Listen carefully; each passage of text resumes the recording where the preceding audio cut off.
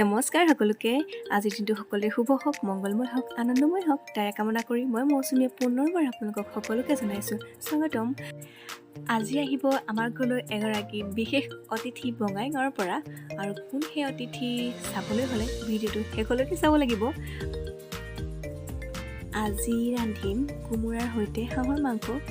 আৰু কেনেকৈনো ৰান্ধিলোঁ তাকে ভাবিলোঁ আপোনালোককো অলপ দেখুৱাওঁ।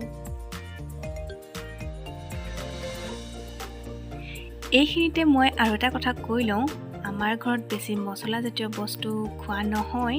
মানে আমি মাছ মাংস বনালেও মছলা বেছি প্ৰয়োগ নকৰোঁ।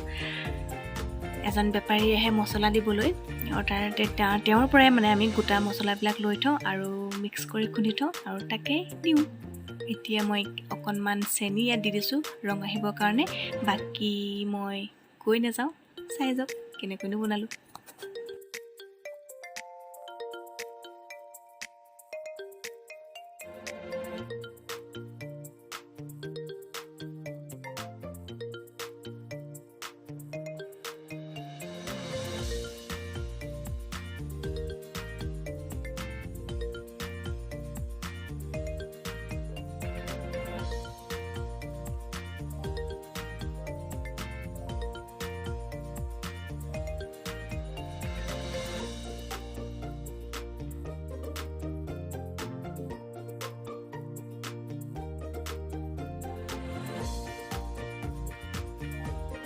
চাওকচোন মাংসৰ পৰা কিমান যে তেল ওলাইছে। আৰু হাঁহৰ মাংস এনেও তেলিয়ে নহয় জানো, সেইটো কাৰণে মই তেলো কম দিছিলোঁ।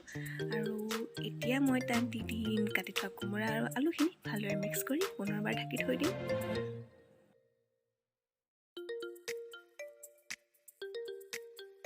কোমোৰা আৰু আলুখিনি প্ৰায় সিজিলে আৰু মানে কোমোৰা কমিয়ে গৈছে, অৰ্থাৎ ভাগি গৈছে। আৰু এতিয়া মই তাত দি দিম গৰম পানী আৰু ঢাকি থৈ দিম।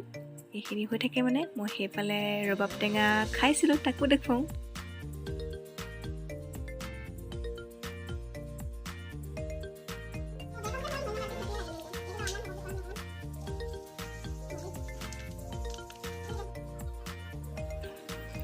টেঙাটো কিন্তু বহুত সোৱাদ, বহুত ভাল লাগে খাই।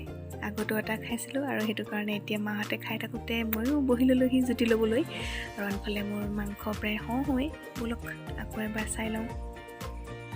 আলহীও আহিব হৈছেগৈ আৰু।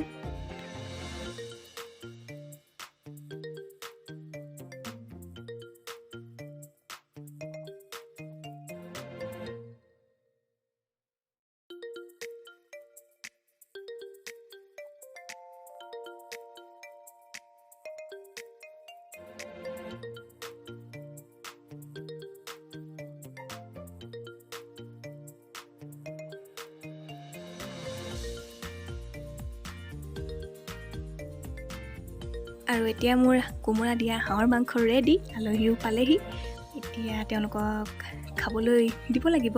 আৰু আলহী হৈছে এইগৰাকী আমাৰ বৰ্তা ছোৱালী, মানে মোৰ হাজবেণ্ডৰ বিয়া হৈছে বঙাইগাঁৱলৈ।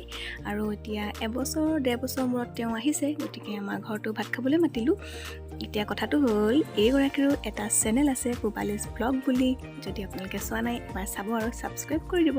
আৰু এয়া হৈছে বাচ্ছা পাৰ্টি, তেওঁলোকে খেলি আছে। আৰু এতিয়া আমি আলহী যাব হ'বই আৰু অলপ পিছত, গতিকে ভাত পানী খাই আজৰি কৰাই লওঁ। ভিডিঅ'টো সকলোকে চোৱাৰ বাবে ধন্যবাদ।